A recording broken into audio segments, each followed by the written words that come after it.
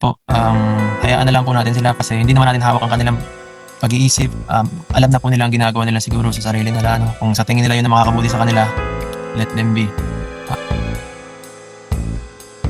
Hi guys! Magandang araw, magandang gabi sa inyong lahat. Ayan, kita nyo naman sa thumbnail natin, sa topic natin, mapapanood natin yung reaksyon ni Kalingap Edu dito nga po sa pagkakaroon ng YouTube channel ni Dalaga. Ayan, alam naman natin na ang nais ni Dalaga ay kapayapaan, kaayusan, so ito yung naisip niya na kapayapaan. So ating alamin ang reaksyon nga po ni Papeds, ano nga bang kanyang nasabi patungkol dito, pero bago natin patuloy na panoorin, ayan, ako po sa inyo ay bumabati ng isang mapagpalang araw, and of course, mega love shoutout sa buong team Kalingap, lalo na kay Kuya Val, kay Kalingap Rob, and shoutout din po sa mga nanonood ng aking vlog.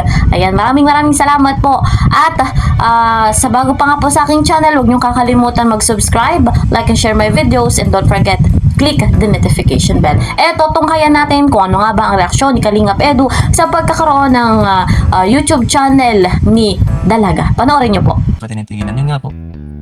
Both sides naman nakakaramdam ng ng bashing. Kahit nga ako, marami din sa akin. Yun nga lang, pag nag-quiet na lang tayo, unti-unti na lang yung mawawala. Lalo na ngayon, wala na. Halos wala na talagang tapos na yung lahat. Sana ituloy-tuloy na. Siya nga pala, napansin ko guys, may mga nagana sa akin. Tama ba yun guys, yung may nagpagdaw siya? Opo, yan na, yung sabi nga. May ginawa na daw yata ng channel. Totoo po ba yun guys?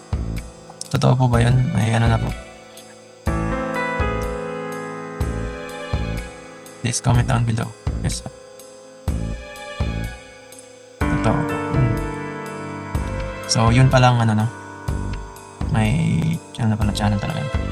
At yun, kung guys, lang sa akin ay gaya ng sabi ni Rob, focus na lang din tayo. Yun ang gusto lang. Hindi pala sabi ko. Guys, basta guys, yung sa YouTube ng ibang wala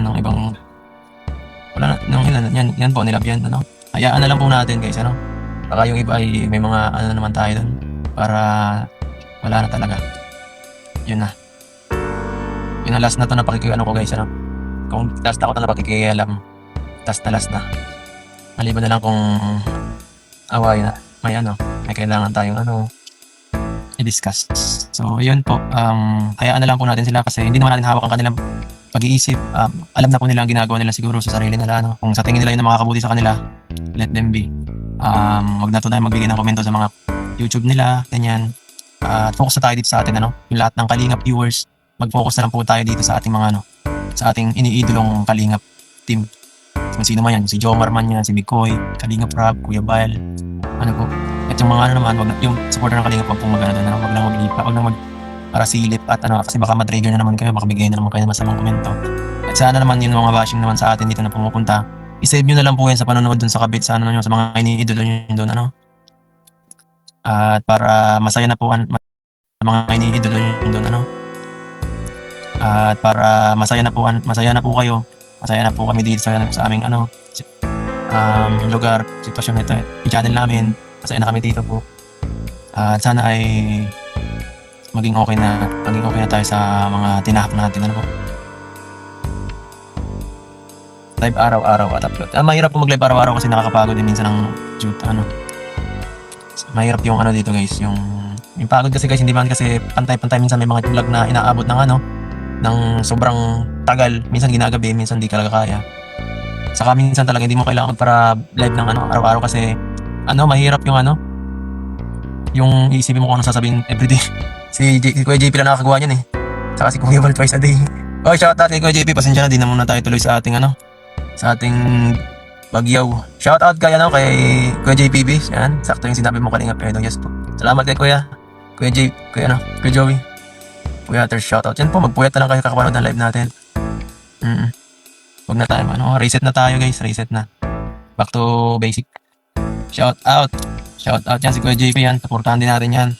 At yan kuya, focus na lang tayo dito sa ating ginagawa dito. Huwag na tayo makialam sa lahat ng mga nangyayari sa paligid, Ako nang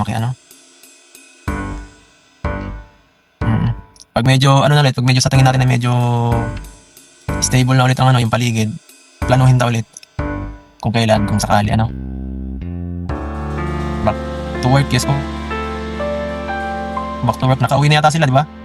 Ako na yung kotse ni Kuya Bal dito sa Talisay kanina umaga. Sana wag nang mawala live. Restart. Yes po. Opo. Nakakasawa na talaga guys, ang pagod. Nakauwi na kami kumain. Anong ginagawa nung sa Talisay? Nakatambay yan. Bira yan. Ako. Support lang lagi. Nakasupport. Kahit bike ka pa lang. Opo, back to normal lang tayo. Saan ba kasi nag-extend ng help? Paano si Send? Sana po sa Facebook page po, Ma'am Iyang, yan po. Ma'am Melissa, shoutout. Melissa Manalo, shoutout. Focus na lang kami sa Team Kalingap sa vlogs. Yes po, yun ang pinakamagandang gawin guys. Kasi sa ngayon guys, parang medyo naglalaylo yung vlog ni Ravi. Nakakatakot mga bilang Kalingap. Siyempre, supportan natin yung ating mga founder. Kasi, nako, mahirap kasi pagka yung naghina yung mga founder. Kasi konektahan yan Pag may pag nagulo yung yung pinaka core, damay pati yung mga nasa yung nasa baba nito. Lahat kami tatamaan. Gusto din namin masaya gawin dito. Opo, wag na po kayo manood ng iba kundi kami lang po. Kahit mga ibang magugulong reactor, wag na natin panoorin. Pero hindi ka man nila lahat, konti lang yun. Konti, siguro mga isa or baka, ewan ko, parang okay naman na ngayon. Wala na halos ngayon nagre-react. Which means good, Which means good. Or solid lang.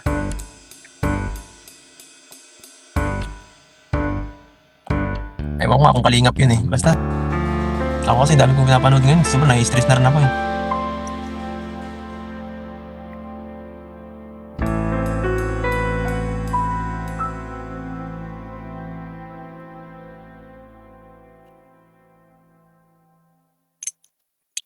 Yes po.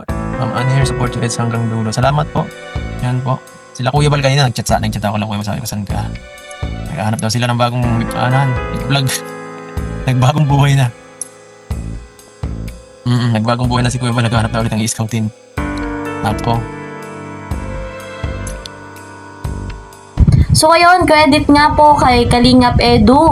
Ayan, supportahan natin 100% si Kalingap Edu, lalo pa at napakarami rin ng beneficiary niya, Marami siyang tinutulungan. Ayan. At ayun nga, mga Kalingap, natunghayan natin yung pahayag ni Kalingap Edu, very positive, sa kabila ng lahat, ginawa sa kanya, still positive mind pa rin siya, at hinihiling nga po na tama na yung mga nambabash, kapayapaan din po ang hanap, ang ninanais ni Kalingap Edu. At nabanggit niya kung yun nga daw po ang nakikita ng kabila na ikakaayos nila na magkaroon nga ng channel, ay suportahan na nga lang daw po ng dapat sumuporta. Ayan.